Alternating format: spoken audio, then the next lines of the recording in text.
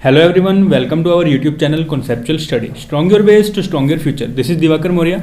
आइए शुरू करते हैं। हमने अकाउंटिंग की सीरीज शुरू करी थी। आज है लेक्चर 28। इससे पहले 27 लेक्चर्स हो चुके हैं। अगर अभी तक आपने वो लेक्चर्स नहीं देखे हैं तो उन्हें पहले जाके देखिए, ताकि आपका एक सीक्वेंस जो है वो मेंटेन रहे और आपको चीज़ें समझ में आए अच्छे से। ठीक है, चलिए जी स्टार्ट करते हैं। स्टार्ट करने से पहले एक छोटी सी इन्फॉर्मेशन ये है कि पेपर 1 का ऑनलाइन बैच जो है वो ऑलरेडी स्टार्ट हो चुका है। तो अगर किसी बच्चे ने एनरोल करना है इस कोर्स में तो मुझे इस मेल आईडी पर आप मेल कर सकते हैं। आपको जितने भी इन्फॉर्मेशन होगी वो इस मेल आईडी पे जिस भी मेल आईडी से आप करोगे वो उस पर भेज दी जाएगी। ठीक है, तो इस पर आप सबको ये सब मिलने वाला है। लाइव क्लासेस होंगी, उन्हीं लाइव क्लासेस की रिकॉर्डेड वीडियोज़ होंगी। वीकेंड पे टेस्ट हुआ करेंगे, प्रीवियस ईयर के पेपर्स हम लोग डिस्कस करेंगे, समराइज नोट्स होंगे, आप जाके देख सकते हैं टेलीग्राम पर, और 100% सिलेबस आपको कवरेज मिल जाएगा। ठीक है जी, चलिए स्टार्ट करते हैं। आज हम लोग कुछ करने वाले हैं थोड़ा सा रिलेटेड भी। कॉर्पोरेट अकाउंटिंग हमने देखी कि होती क्या है। अभी कॉर्पोरेट अकाउंटिंग का बेस जो है ना, हमने जो देखी थी कि 5 चीज़ें थी, उसमें कौन कौन सी बैलेंस शीट होगी, स्टेटमेंट ऑफ P&L, ठीक है, equity, change in equity, working capital वगैरह, वो वर्किंग नोट्स वगैरह। ठीक है, तो हमने वो होते क्या है एक्चुअल में वो हम देखेंगे नेक्स्ट में। लेकिन अभी देखते हैं सबसे पहला पॉइंट जो हमारा था बैलेंस शीट का। ठीक है, कि बैलेंस शीट आज हम देखेंगे। बैलेंस शीट हॉरिजेंटल पहले थी और अब क्या है, वर्टिकल बैलेंस शीट है। और बैलेंस शीट को बनाते हुए हम लोगों ने किन किन बातों का ध्यान रखना होता है और उसका फॉर्मेट क्या है। ठीक है, चलिए उससे पहले देख लेते हैं सिलेबस कितना कितना होगा। ये प्रॉपर हमारी लाइन हो चुकी है, अकाउंटिंग प्रिंसिपल्स कंसेप्ट्स। ठीक है, पार्टनरशिप पूरा हो चुका है, कॉर्पोरेट अकाउंटिंग हमने शुरू कर दी है। और आज इसमें हम लोग करने वाले हैं वर्टिकल बैलेंस शीट। देखो, हॉरिजेंटल बैलेंस शीट होती थी पहले। हॉरिजेंटल बैलेंस शीट ये होती कैसे थी? अमाउंट आता था, यहाँ पे अमाउंट आता था, इस तरफ आती थी अपनी लाइबिलिटीज और इस तरफ आती थी अपनी असेट्स। ठीक है, यहाँ पर अपना अमाउंट, यहाँ पे अपना अमाउंट। ठीक है, तो इसको अब क्या कर दिया, इसे थोड़ा सा ना इस तरह क्लॉकवाइज घुमा दिया। ठीक है, अब ये क्या है, लाइबिलिटी ऊपर हो जाएगी और असेट्स नीचे हो जाएंगी। ठीक है, अभी बनाते हैं। आज ना मैंने पहले से लाइन लगा के रखी है ताकि अच्छा वेल मेंटेन्ड रहे ये बैलेंस शीट जो अपनी रहेगी। ठीक है, देखिए बैलेंस शीट के ऊपर ना हम लिखते हैं balance sheet at the end of, है ना, मतलब सबसे लास्ट में। बैलेंस शीट बनती कब है? सबसे लास्ट में बनती है। फाइनेंशियल ईयर जब कंप्लीट होता है उसके बाद बनती है। किस लिए बनती है जी? इसलिए बनाते हैं ताकि हमारी जो कंपनी की फाइनेंशियल पोजीशन है ना वो पता लग सके कि कहाँ पे हम लोग स्टैंड कर रहे हैं। अच्छा, फाइनेंशियल पोजीशन पता कैसे लगती है जी? हम लोग ना प्रीवियस ईयर को और आज के ईयर को, मतलब जो अभी करंट ईयर है और प्रीवियस का कोई भी ईयर से हम लोग जब कंपैरिजन करते हैं तो हम उस टाइम पे कंपैरिजन करके ये निकाल पाते हैं कि हाँ भाई हमारा जो फाइनेंशियल पोजीशन है वो स्ट्रोंग हो रहा है या वीक हो रहा है। ठीक है, तो अभी बैलेंस शीट बनती है सबसे पहली बात तो पूरे साल नहीं सर, पूरे साल नहीं, एंड में जाके बनती है। ठीक है जी, अभी देखो होता क्या है, यहां पे आएंगे आपके पर्टिकुलर्स। ठीक है, उसके बाद यहां पे वही नोट्स हो जाएंगे, नोट्स या नंबर्स। ठीक है, फिर उसके बाद figures as at the end of current year. किसका जी? करंट ईयर रिपोर्टिंग पीरियड या करंट रिपोर्टिंग पीरियड। और इसमें क्या आएगा? Figures as at the end of particular, जो भी प्रीवियस ईयर से आपने कंपैरिजन करना है वो वाला। ठीक है, तो फिर मैं सिर्फ प्रीवियस ईयर लिख रहा हूं। ठीक है, प्रीवियस ईयर या फिर प्रीवियस रिपोर्टिंग पीरियड। ठीक है, चलिए तो सबसे पहले जो आता है वो आता है आपकी इक्विटी एंड लायबिलिटी। क्या होता है जी? Equity and liability. इसको बड़े में कैपिटल में लिखते हैं, EQUITY, इक्विटी एंड लायबिलिटी।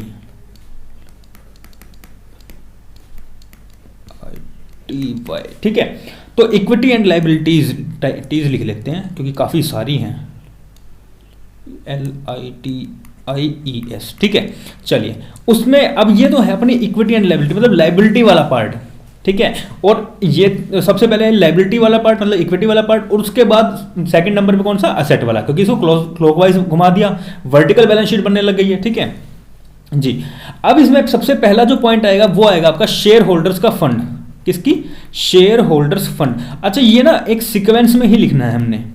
यूँ नहीं कि पहले करंट लाइबिलिटी लिख दी, फिर उसमें नॉन करंट लाइबिलिटी लिख दी, फिर शेयर फंड्स पे आ गए, फिर बीच में कुछ कभी कुछ, ऐसा नहीं। एक प्रॉपर सीक्वेंस इसकी दी गई है और उसी सीक्वेंस में हमें ये बैलेंस शीट को मेंटेन करना होता है, ठीक है।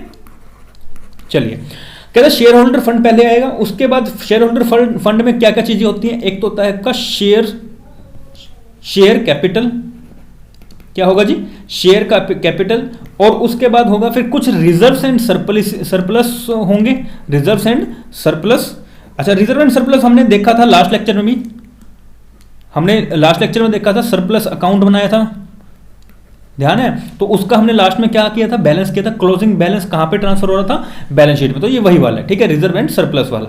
उसके बाद एक और चीज आती है, जो वारंट्स होते हैं। कुछ वारंट्स क्या होते हैं, वारंट्स होते हैं जब ना कंपनी, मान लो कंपनी ने 11,000 शेयर्स को इशू किया, लेकिन कंपनी के पास सब्सक्रिप्शन जो आया वो 12,000 का आया, तो कंपनी इस टाइम पे ना मना नहीं करती कि हम नहीं देंगे 1,000 वालों को, नहीं, ऐसा नहीं करती, उनसे पैसा ले लेती है और उनको ना अगेंस्ट में वारंट दे देती है और कहती है कि भाई 2 साल बाद 3 साल बाद ये कहती है कि हाँ भाई आप इस टाइम पे ना ये वारंट, ये पर्ची टाइप होती है, ये लेके आना और हमसे ना शेयर्स ले जाना, ठीक है। तो वहां पे जो शेयर होल्डर है वो एग्री हो जाता है। तो वो वाले जो पैसा है और वो पेंडिंग, मतलब वारंट्स के अगेंस्ट में, मतलब जो मनी रिसीव हुआ वारंट्स के अगेंस्ट में वो वाला पैसा, तो money received against share warrants, किसके जी, शेयर वारंट्स, मतलब शेयर वारंट्स हैं, ठीक है, वो वापस लेके आओगे और आप हमसे क्या ले जाना, वारंट्स ले जाना। अब ये तो था पहला पॉइंट, शेयर होल्डर फंड्स की बात, ठीक है। अब इसके बाद बात करते हैं शेयर एप्लीकेशन का कुछ पैसा, ठीक है, लेकिन आ तो गए आपके पास आ गया, कंपनी के पास आ गया, लेकिन अभी तक आपने शेयर्स को अलॉट नहीं किए, ठीक है, तो वो वाला पैसा, तो शेयर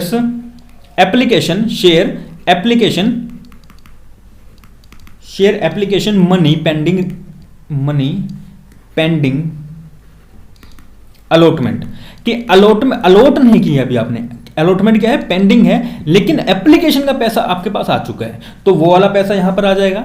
उसके बाद बात आती है किसकी जी, नॉन करंट लाइबिलिटीज की, इसी सीक्वेंस में आएगा, पहले नॉन करंट लाइबिलिटीज आएगा, फिर उसके बाद करंट लाइबिलिटीज आएगा, ठीक है। तो नॉन करंट लाइबिलिटी क्या आएगी, नॉन करंट लाइबिलिटीज, ठीक है, नॉन करंट लाइबिलिटीज,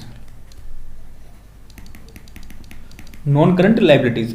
अच्छा, नॉन करंट लाइबिलिटीज कौन कौन सी होती है जी, एक तो होती है लॉन्ग टर्म की बोरोइंग्स। अच्छा, लॉन्ग टर्म बोरोइंग्स में अगर आपको ध्यान है तो लॉन्ग टर्म के लिए कौन से सोर्स ऑफ फाइनेंस होता है जी, डिबेंचर्स होता है अपने लॉन्ग टर्म के लिए। तो मैं यहां लिख दूं लॉन्ग टर्म बोरोइंग्स, ठीक है। इसके अलावा ना एक डेफर्ड टैक्स होता है, deferred tax assets, deferred tax liabilities. तो डेफर्ड का मतलब होता है पोस्टपोन कर देना। क्या होता है जी, पोस्टपोन कर देना। ये हम आराम से अभी तसल्ली से पढ़ेंगे, क्योंकि डेफर्ड टैक्स असेट्स और डेफर्ड टैक्स लायबिलिटीज ये प्रॉपर लास्ट में, मतलब जहां मैंने बताया है वर्किंग नोट्स टाइप लगा लो, तो वहां मैंने अच्छे से इसे किया हुआ है, वहां पे डिस्कस करेंगे, ठीक है। तो यहां पे क्या आ जाएगा, डेफर्ड टैक्स लायबिलिटीज, ठीक है जी, डेफर्ड टैक्स लायबिलिटीज आ जाएंगे। इसके बाद बचा हुआ अब यहां पे लिख लेते हैं, ठीक है, वही सेम पर्टिकुलर वगैरह वगैरह, ठीक है। फोर्थ अपना क्या आएगा, अदर करंट लायबिलिटीज, ठीक है, अदर करंट लायबिलिटीज, LITIES, ठीक है। पहले क्या हुआ, शेयर होल्डर का फंड आया, शेयर होल्डर फंड के बाद हमने देखा शेयर एप्लीकेशन मनी आई, फिर नॉन करंट लायबिलिटीज आई, और अब क्या आएगी, करंट लायबिलिटीज आएंगी, जिसमें हम लोग छोटे छोटे प्रोविजंस बना लेते हैं, है ना। करंट का मतलब होता है जो लेस देन एक साल में, ठीक है, लेस देन 1 ईयर में जो चीज कन्वर्ट हो जाए या उसको सेटल डाउन हो जाए, ठीक है। तो इसमें छोटी छोटी आ जाएंगी, जिस तरह के शॉर्ट टर्म के प्रोविजंस हो गए, शॉर्ट टर्म प्रोविजंस, ठीक है। ये है क्या, आपके करंट लायबिलिटीज के। तो अब यहां पे क्या कर लोगे आप, लायबिलिटी साइड का टोटल कर लोगे और अमाउंट आ जाएगी, ठीक है। अब यहां पे सेकंड चीज शुरू करेंगे। सेकंड चीज क्या होगी, असेट्स की, ठीक है। अच्छा, असेट्स में कौन कौन से आएंगे, सेम चीज जैसे हमने पहले यहां पे नॉन करंट लायबिलिटीज लिखी, वैसे हम लोग यहां पे पहले नॉन करंट असेट्स लिखेंगे, ठीक है जी। देख लेते हैं, पहला क्या आएगा, नॉन करंट असेट्स। अभी ये भी देखेंगे कि नॉन करंट असेट्स और करंट असेट्स में फर्क क्या है, ठीक है। तो नॉन करंट असेट्स में सबसे पहले आता है आपका फिक्स्ड असेट्स। क्या आता है जी? फिक्स्ड असेट्स, ठीक है। फिक्स्ड असेट्स में होता है आपका tangible, TANGIBLE, tangible assets. Tangible assets कौन से होते हैं, ये हमने देखा था कि इसमें सेकंड लेक्चर में अपने, जहां हमने अकाउंटिंग के कुछ टर्म्स देखे थे। टेंजिबल मतलब जिस चीज को हम लोग छू सकते हैं, ठीक है। तो हमारे कुछ टेंजिबल असेट्स हैं, वो आएंगी पहले, और उसके बाद जिसे हम सिर्फ महसूस कर सकते हैं, मतलब इनटेंजिबल असेट्स, इनटेंजिबल असेट्स। उसके बाद इनटेंजिबल असेट्स आएंगी, ठीक है जी। उसके बाद हम लोग हमारी कुछ ना कैपिटल होती है जो वर्क इन प्रोग्रेस है। भाई आपने कुछ काम लगा रखा है लेकिन अभी वो काम में मतलब लगी हुई है, वो काम कंप्लीट नहीं हुआ, तो क्या आएगा? कैपिटल। एक ऐसा कोई कैपिटल वर्क इन प्रोग्रेस। कौन सी? कैपिटल वर्क इन प्रोग्रेस, ठीक है, कैपिटल वर्क इन प्रोग्रेस। उसके बाद कुछ इंटेंजिबल असेट्स होते हैं जो ना डेवलपमेंट की तरफ होते हैं, मतलब जैसे कि आपके कुछ कॉपीराइट्स हो गए, पेटेंट्स हो गए, ये सारी चीजें हैं जो आपके इंटेंजिबल असेट्स में आते हैं अंडर डेवलपमेंट। मतलब उसकी डेवलपमेंट कंटिन्यू आप कर रहे हैं और उससे आपको कुछ ना कुछ पैसा रिसीव हो रहा है, मतलब वो आपकी क्या है, रिसीव हो सकता है। जब भी कोई मान लो किसी ने आपका काम कॉपी किया तो वो उसके बदले में आपको क्या करेगा? कॉपीराइट पेमेंट करेगा, ठीक है।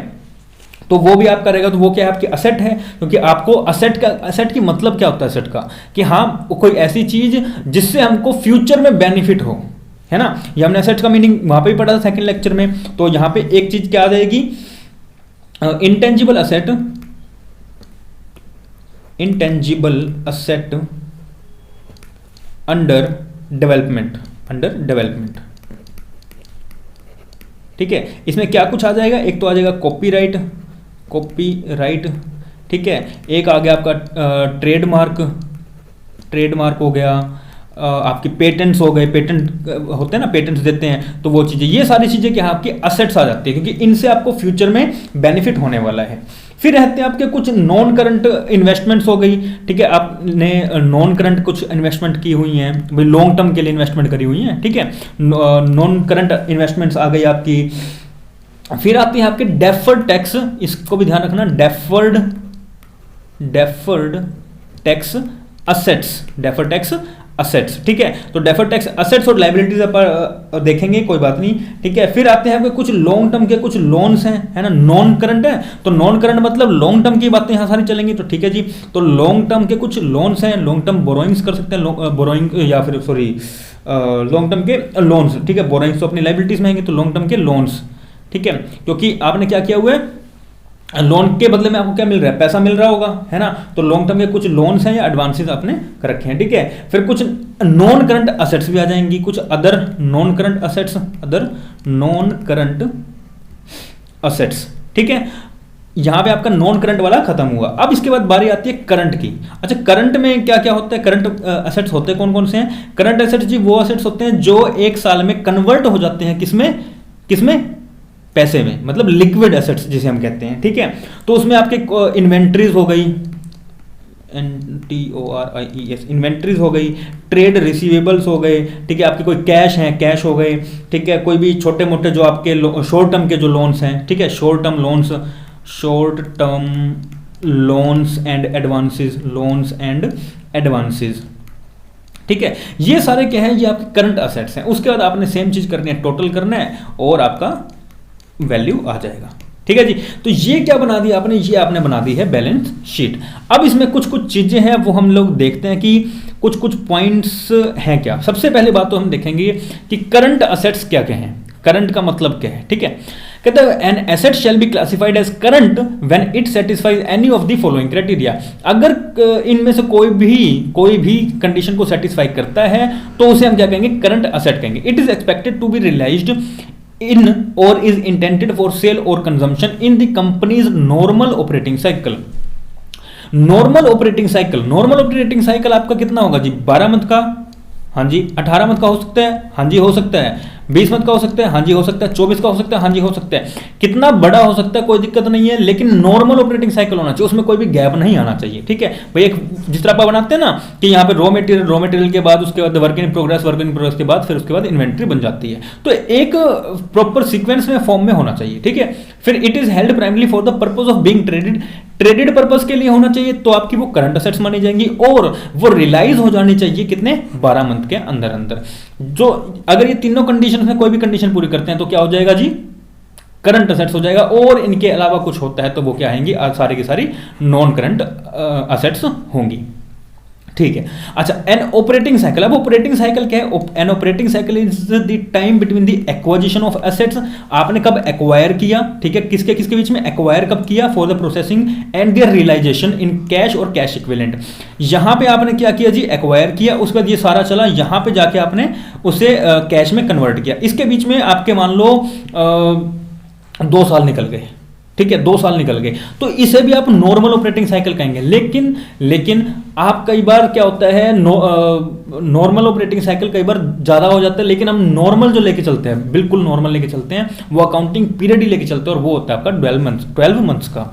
Where the normal operating cycle can not be identified, पहली बात तो कुछ इसे हम आइडेंटिफाई नहीं कर सकते, लेकिन फिर भी हम लोग क्या करते हैं, एज्यूम करते हैं कि उसका ड्यूरेशन कितना होगा जी, 12 मंथ का होगा। क्यों? क्योंकि हमने अकाउंटिंग पीरियड नाम का एक कंसेप्ट पढ़ा है कि अकाउंटिंग पीरियड होता है या अकाउंटिंग ईयर होता है, फाइनेंशियल ईयर होता है। ठीक है, चलिए अब वैसे ही लाइबिलिटीज, अब हमने एसेट्स में ये बात करी, हाँ भाई 12 महीने नॉर्मल पीरियड होना चाहिए, नॉर्मल ऑपरेटिंग साइकिल होना चाहिए, ट्रेडेड पर्पस के लिए होना चाहिए और रियलाइज्ड होना चाहिए 12 मंथ। वैसे लाइबिलिटी की बात करते हैं तो लाइबिलिटी में क्या क्या चीजें होंगी, लाइबिलिटी में एक्सपेक्टेड टू बी सेटल हो जानी चाहिए, उस लाइबिलिटी को खत्म हो जानी चाहिए कब, नॉर्मल ऑपरेटिंग साइकिल में। ओके, ट्रेडेड पर्पस के लिए होनी चाहिए, भी ट्रेडेड, आपने ट्रेड किया और उस ट्रेड करने की वजह से ये लाइबिलिटी अराइज हुई है।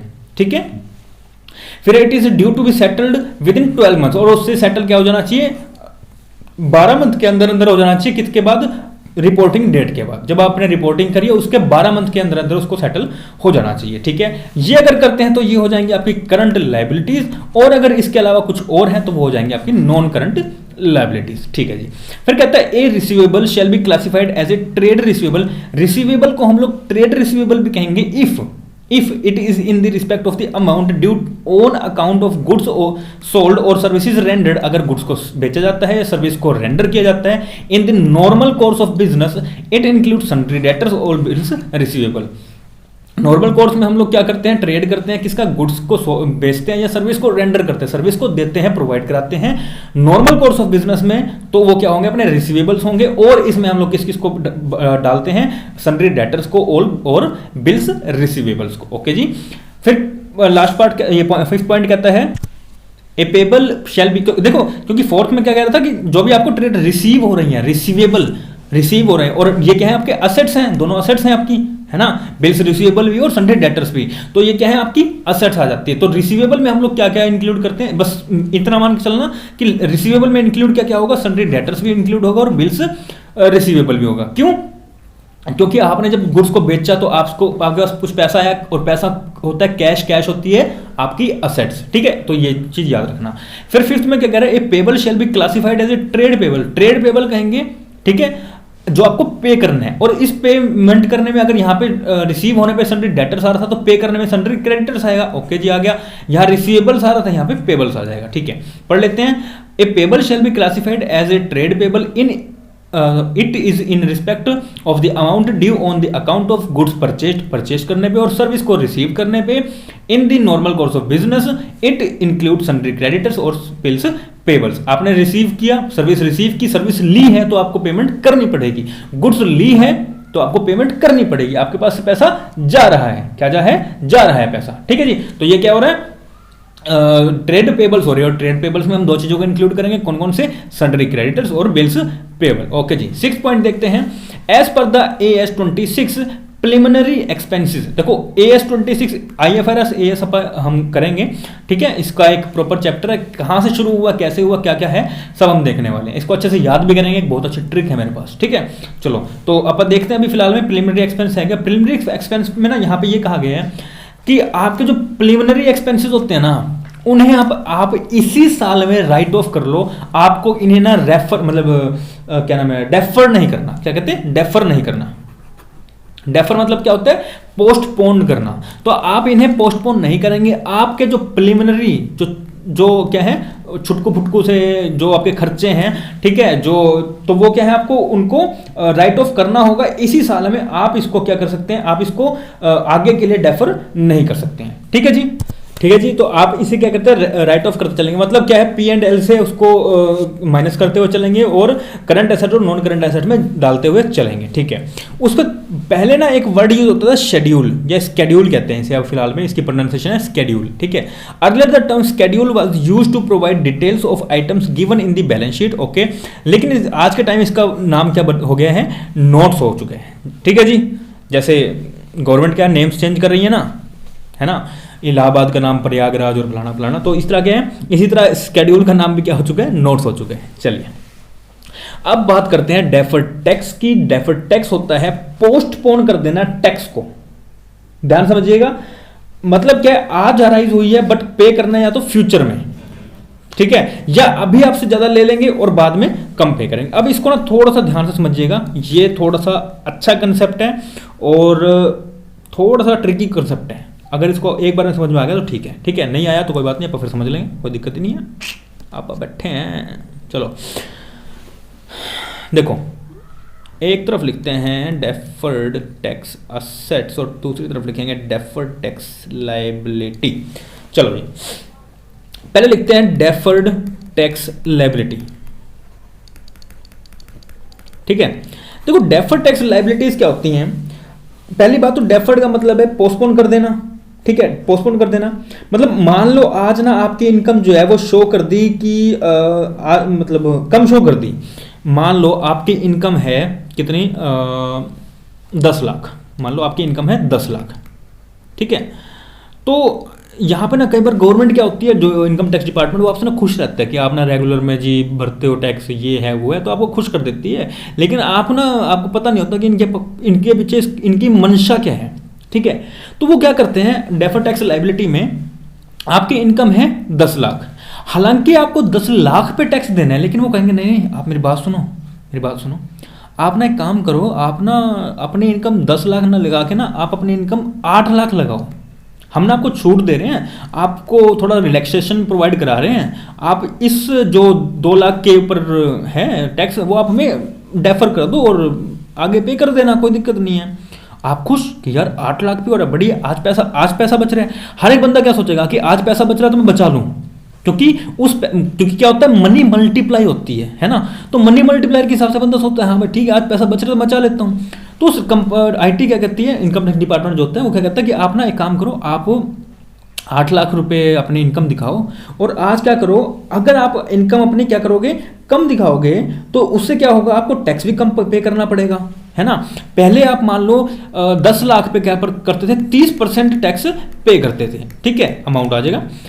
अब क्या करोगे, आप 8 लाख पे 30% टैक्स पे करोगे, अमाउंट आ जाएगा। अच्छा, क्या क्या अमाउंट आएगा, 10 लाख का 30% 3 लाख। ठीक है, ये 3 आ गया और ये कितना आ गया, 2,40,000। ठीक है, तो अब क्या देखो, यहाँ पे आपको फर्क पड़ रहा है, 60,000 को आपको बेनिफिट प्रोवाइड हो रहा है ना। लेकिन अब करती क्या है गवर्नमेंट की, आपको यहाँ पे तो कह दिया कि आप ना 8 लाख अपना इनकम दिखाओ और 8 लाख इनकम दिखाने के बाद आप ना इतना इतना अपना टैक्स पे कर देना। अब सीधी सी बात है, अगर आप क्या करते हो, इनकम अपनी कम दिखाते हो, देखो इनकम अगर कम दिखाओगे तो आपको टैक्स भी कम पे करना पड़ेगा, और अगर इनकम आप ज्यादा दिखाओगे तो टैक्स भी आपको ज्यादा पे करना पड़ेगा, ऐसा है। ठीक है, आपको मान लो आपने 10 साल के लिए उसे डेफर कर दिया, मान लो 10 साल के लिए, मानना है, करना नहीं है, मानना है। मान लो अगर 10 साल के लिए आपने उसे डेफर कर दिया और आपके 10 साल बाद ना वही 10 लाख की इनकम 20 लाख हो गई है। कितनी होगी, 20 लाख। सर जी ऐसी नौकरी लगवा दो, तो 20 लाख आपकी इनकम होगी। अब आपको ना ध्यान आया और गवर्नमेंट ना देख रही है, अभी IT डिपार्टमेंट देख रहे हैं कि आप कर क्या कह रहे हो। ठीक है, 10 साल बाद ना आपके पास एक नोटिस आएगा जी, आपका ना एक टैक्स था 2 लाख पे, वो एक बार डेफर था, थोड़ा सा देख लो, तो आप कहोगे हाँ चलो ठीक है देख लेते हैं। तो अब क्या होगा, अब आप ना 2 लाख इसी में ऐड कर दोगे और ये हो गया 22 लाख। कितना हो गया, 22 लाख। अच्छा चलो ठीक है ठीक है ठीक है, मान लिया ठीक है ठीक है। 20 लाख पे आप मान लो 30% का टैक्स देते हो। 20 लाख पे 30% का टैक्स कितना आया? 6 लाख। ओके जी, मान लिया सर मान लिया 20 लाख पे कितना टैक्स आया हमारा? 6 लाख। अब आया 22 लाख, ठीक है। 22 लाख पे अगर आप 30% का टैक्स देते हो तो कितना आया? 6,60,000 आया। आपको 6,60,000 इकट्ठे पे करना है? बिल्कुल करना है। अच्छा चलो ठीक है, यहां पे तो मैं लेके चल रहा हूं एट द रेट 30%, सिर्फ 30% लेके चल रहा हूं, लेकिन ये होता है मेनली तो स्लैब रेट के हिसाब से, ठीक है। अभी तो ये आपको शो कर रहा है कि हाँ भाई 60,000 का वहां पे अपने को क्या हुआ था, फायदा हुआ था, यहीं पे 60,000 अपने को सेट ऑफ कर दिया, ठीक है, बराबर हो गया। लेकिन जब आप स्लैब रेट के हिसाब से करोगे ना तो ये आपको ज़्यादा मिलेगा, और ज़्यादा मिलने पे ये हो सकता है आपको 7,20,000 में पहुंचा दें, ठीक है। तो ये defer tax liability short term में बोल रहे तो क्या है कि आज का जो आपकी टैक्स है, आज का टैक्स आप डेफर कर दो, पोस्टपोन कर दो और हमें फ्यूचर में पे कर देना। तो होता क्या है, शुरुआत में हम लोग अपने इनकम को कम शो करते हैं तो हमें टैक्स कम पे करना पड़ता है, लेकिन फ्यूचर में हमें इनकम को ज्यादा दिखाना पड़ता है तो इसकी वजह से हमें टैक्स भी ज्यादा पे करना पड़ता है। तो ये है आपकी डेफर्ड टैक्स लायबिलिटी का क्रक्स, ठीक है जी। इसका ले लो स्क्रीनशॉट। मैं इस तरफ वाला रब कर रहा हूं और डेफर्ड टैक्स असेट्स पर और डिस्कस कर लेते हैं एक बार, ठीक है जी। चलो मैं यहीं लिख देता हूं इसको, डेफर्ड टैक्स लायबिलिटी वाले को, कि आपको अगर इनकम ज्यादा है तो आपको टैक्स क्या है, कम पे करना पड़ेगा।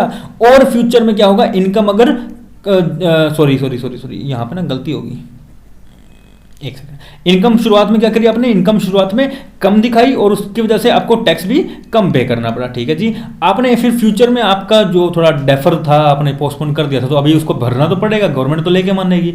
तो क्या है, इनकम आपको ज्यादा पे करने दिखानी पड़ेगी और उसकी वजह से आपको टैक्स भी ज्यादा पे करना पड़ेगा। तो ये है आपका क्या, क्रक्स, जो यहाँ पे भी लिखा हुआ मैंने, ठीक है।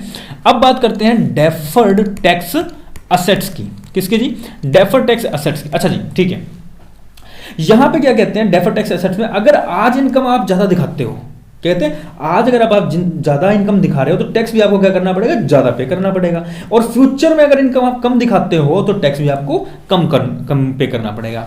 तो देखो मैं कह रहा हूं कि मतलब ये कह रहे हैं कि इनकम अगर आप आज ज्यादा दिखाते हो तो टैक्स कम पे करना पड़ेगा, और अगर फ्यूचर में इनकम कम दिखाते हो तो टैक्स भी आपको कम पे करना पड़ेगा, ठीक है। यार एक सेकेंड, उल्टा हो रहा है, हाँ ठीक है, सॉरी दोबारा सुनना। डेफर्ड टैक्स एसेट्स में क्या है, आपको ना एसेट प्रोवाइड कराई जा रही है, मतलब आपको प्रॉफिट प्रोवाइड कराया जा रहा है, आपको थोड़ा सा क्या नाम है, आपसे आज तो ले दे रहे हैं लेकिन बाद में क्या होगा, बाद में आप थोड़े रिलैक्स हो जाओगे।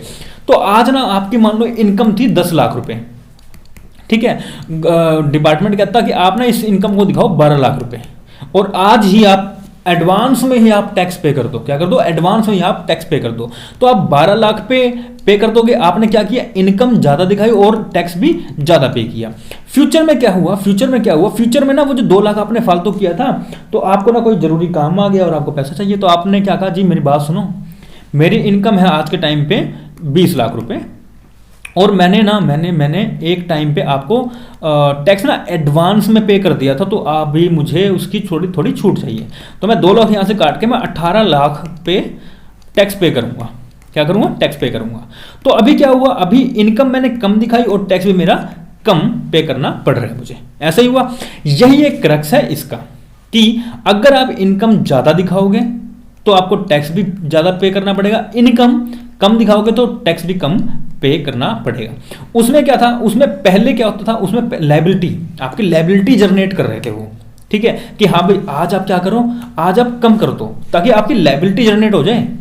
समझना, इस वर्ड को समझना, डेफर्ड टैक्स लायबिलिटी, टैक्स की लायबिलिटी को जनरेट कर रहे थे वो। गवर्नमेंट क्या कर रही थी, टैक्स की लायबिलिटी को जनरेट कर रही थी। देखो सुनो, गवर्नमेंट क्या कर रही थी, टैक्स की लायबिलिटी को जनरेट कर रहे थे कि हाँ भाई आज आप ना कम पे कर दो, आज आप कम शो कर दो, आज आप 8 लाख शो करोगे तो कल आपको 2 लाख पे आप आराम से करना। आपकी लायबिलिटी बनी हुई है, कंटिन्यू बनी हुई है आपकी 10 साल तक आप कंटिन्यू सिर पे बोझ लेके जा रहे हो, यार 2 लाख पे टैक्स पे करना है, यार 2 लाख पे टैक्स पे करना है, बनी हुई है। अच्छा डेफर्ड टैक्स एसेट्स में क्या है, यार मैं फ्री हूं, मेरे को 2 लाख पे मैंने पहले से टैक्स पे किया हुआ है, मैं फ्री हूं, फ्यूचर में मेरे पास कोई अपॉर्चुनिटी आई और मुझे जरूरत हुई पैसों की, तो मैं कह दूंगा जी मैंने ना डेफर्ड टैक्स ऑलरेडी पे किया हुआ है, एडवांस किया हुआ है, ठीक है। डेफर्ड टैक्स एसेट है मेरे पास, एसेट का पैसा है मेरे पास, तो मुझे क्या करो आप छूट दो। और अगर ऐसा है तो मैं एक चीज और कह सकता हूं गवर्नमेंट को कि जी मैं ना एडवांस टैक्स पे करता हूं, जिसे कहते हैं डेफर्ड टैक्स एसेट। और उस एसेट की वजह से ना मुझे एक थोड़ी सी मदद चाहिए आपसे कि मैं रेगुलर में भर रहा हूं, मेरे आरटीआई रेगुलर में जा रही है, मैं क्या नाम, सॉरी आरटीआई कह रहा हूं, आईटीआर, सॉरी आरटीआई, माफ कीजिए एक ही मिनट, आईटीआर, ठीक है, आईटीआर मेरी रेगुलर में जा रही है। और आईटीआर रेगुलर में जाने की वजह से मुझे थोड़ी सी ना आपकी तरफ से ऐसी हेल्प चाहिए कि मैं ना अभी जो 2 लाख मैंने पहले के रखे थे वो तो मेरे को छूट मिले, प्लस में मुझे ना थोड़ी सी ऐसी चाहिए कि मुझे 3 लाख पे थोड़ी और छूट मिल जाए। ये 3 लाख मैं आगे कर दूंगा, मतलब लाइबिलिटी बना दो इसको, डेफर्ड टैक्स लाइबिलिटी बना दो, ठीक है। तो मैं आगे पे कर दूंगा, तो मुझे यहाँ थोड़ी छूट दे दो ताकि मैं अपना काम कर सकूँ। तो अगर आपका असेसिंग ऑफिसर जो है, एओ जिसे कहते हैं, अगर वो मानता है तो आपको छूट मिल जाएगी, आप अपना काम तसल्ली से कर सकते हो, ठीक है। तो ये होती है आपकी डेफर्ड टैक्स लाइबिलिटी और ये होती है आपकी डेफर्ड टैक्स एसेट, ठीक है जी। चलिए, तो आज हमने क्या कुछ किया देख लेते हैं एक बार। सबसे बड़ी बात तो आज हमने क्या किया, वर्टिकल बैलेंस शीट करी। वर्टिकल बैलेंस शीट में हमने देखी बैलेंस शीट बनती कैसे। सबसे पहले आता है अपना इक्विटी एंड लाइबिलिटीज का, उसमें हम बात करते हैं किसकी, शेयर होल्डर फंड्स के। शेयर होल्डर फंड के बाद share application, money pending, allotment, जो अलॉटमेंट नहीं करी लेकिन एप्लीकेशन में पैसा आ चुका है, मतलब अलॉटमेंट पेंडिंग है। फिर नॉन करंट लाइबिलिटीज और non current assets, sorry current assets, यार एक सेकंड क्या हो रहा है, नॉन करंट लाइबिलिटीज और करंट लाइबिलिटीज। फिर उसके बाद असेट्स की बात करते हैं, फिर नॉन करंट असेट्स की बात करते हैं, ठीक है। नॉन करंट असेट्स पहले आएंगे, उसमें फिक्स्ड असेट्स आएंगे, टेंजिबल, इंटेंजिबल, और उसके बाद फिर कैपिटल, वर्क इन प्रोग्रेस वगैरह वगैरह, ठीक है। फिर उसके बाद डेफर्ड टैक्स असेट्स आएगा। फिर उसके बाद करंट असेट्स में हमारी जो छोटी मोटी चीजें होती हैं, जैसे शॉर्ट टर्म के लोन हो गया, इन्वेंट्री, ट्रेड रिसीवेबल्स, कैश, छोटा मोटा और, ठीक है। ये सारी क्या आएंगे, आपकी करंट असेट आएंगे, इसका बैलेंस निकाल के आप कर दोगे। और ये बैलेंस हमेशा क्या आता है आपका, क्या आता है, इक्वल आता है। इक्वल क्यों आता है, क्योंकि ये एक डबल एंट्री सिस्टम है। ऐसा ही है, ठीक है जी, ऐसा ही है। चलो ठीक है। इसके बाद हमने कुछ देखा कि करंट एसेट हमें किसे कहते हैं, करंट का मतलब क्या है ना, करंट क्या है, ऑपरेटिंग साइकिल हमने देखा। फिर करंट लायबिलिटी देखी और रिसीवेबल पेबल भी देखा, रिसीवेबल भी देखा और पेबल भी देखा, और उन दोनों में क्या क्या चीज़ आती हैं, ठीक है। सन्ड्री क्रेडिटर्स भी आते हैं और बिल्स रिसीवेबल भी आते हैं। इसमें सन्ड्री क्रेडिटर्स आएंगे, बिल्स पेबल आएंगे, इसमें सन्ड्री डेटर्स आएंगे, बिल्स रिसीवेबल आएंगे, ओके। फिर AS 26 देखा, प्रिलिमिनरी एक्सपेंसेस जो है वो इसी साल में राइट ऑफ करने होते हैं हमें, हम इसको डेफर नहीं कर सकते, आगे के लिए हम लोग नहीं ले जा सकते हैं इसे, ठीक है जी। फिर कुछ वर्ड था, एक शेड्यूल वर्ड था, शेड्यूल वर्ड की जगह आज के टाइम पे आ गए नोट्स। और एक सबसे इंपॉर्टेंट पॉइंट जो हमने आज डिस्कस करना था वो क्या था जी, अपना डेफर टैक्स असेट्स या फिर डेफर टैक्स लायबिलिटीज, ये हमने अच्छे से डिस्कस कर लिया है। डेफर टैक्स लायबिलिटी में क्या होगा कि आज हमें कम पे करना है और हमारी लायबिलिटी कंटिन्यू बनी रहेगी आगे तक जब तक हम पे नहीं कर देते, तो लाइबिलिटी बनी हुई है, डेफर्ड टैक्स लाइबिलिटी बनी हुई है। असेट में क्या हुआ, असेट में आज हमें संतुष्टि मिल गया, हमने एडवांस पे कर दिया तो हमारी असेट बनी हुई है। अब जो पैसा वो मेरा है, मुझे आगे अगर मैं चाहूं तो मैं आगे आने वाले किसी भी साल में उस चीज को कम करवा सकता हूं, अपने टैक्स को कम करवा सकता हूं, क्योंकि मैंने पहले ही ऑलरेडी ही एडवांस टैक्स पे कर दिया है। एडवांस टैक्स का मतलब एडवांस टैक्स मत समझना कि हम लोग एडवांस टैक्स में पढ़ते हैं, वो मत समझना। यहाँ पे डेफर्ड टैक्स है, डेफर्ड टैक्स मतलब एडवांस में हमने टैक्स पे कर दिया अपनी इनकम को इंक्रीज करके, ठीक है। तो दोनों चीजों में डिफरेंस है, थोड़ा समझ जाना चाहिए, ठीक है। चलिए, वीडियो कैसी लगी कमेंट सेक्शन में जरूर बताना, अच्छी लगी, बुरी लगी, कोई सजेशन है, कुछ भी आपको कुछ भी लगा, ठीक है, जरूर बताना। लाइक करके जाइएगा, शेयर करना मत भूलिएगा, और टेलीग्राम पर एक ग्रुप है कॉन्सेप्चुअल स्टडी, उसे आप ज्वाइन करना मत भूलिएगा, ठीक है जी। चलिए, मिलते हैं नेक्स्ट लेक्चर में, आज के लिए सिर्फ इतना ही। Thank you very much.